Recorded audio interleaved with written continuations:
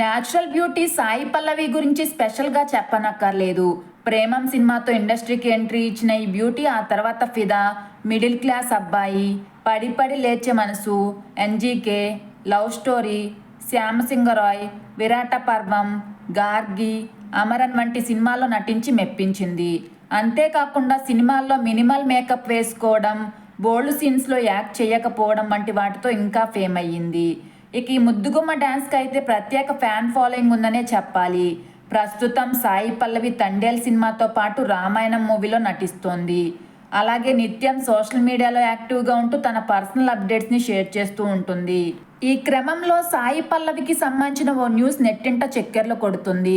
ఆ న్యూస్ ఏంటో ఈ వీడియోలో కంప్లీట్గా తెలుసుకుందాం. శర్వానంద్ సాయి పల్లవి జంటగా నటించిన పడి పడి లేచే మనసు అనే సినిమా 2018లో విడుదలైన సంగతి తెలిసిందే. Beautiful love story back drop తో తెరకెక్కిన ఈ మూవీ పాటల పరంగా హిట్ అయినా స్టోరీ పరంగా మాత్రం అనుకున్నంత విజయం సాధించలేదు. అయితే ఈ మూవీ థియేటర్ల వద్ద నిరాశపరచడంతో సాయి పల్లవి తను సైన్ చేసిన రెమ్యునరేషన్ మొత్తాన్ని నిర్మాతల నుంచి తీసుకోవడానికి అంగీకరించలేదట. దీంతో 40 లక్షలు త్యాగం చేసి తన వైపు నుంచి నిర్మాతలకు అండగా నిలిచిందనే న్యూస్ సోషల్ మీడియాలో కూడా కూస్తోంది.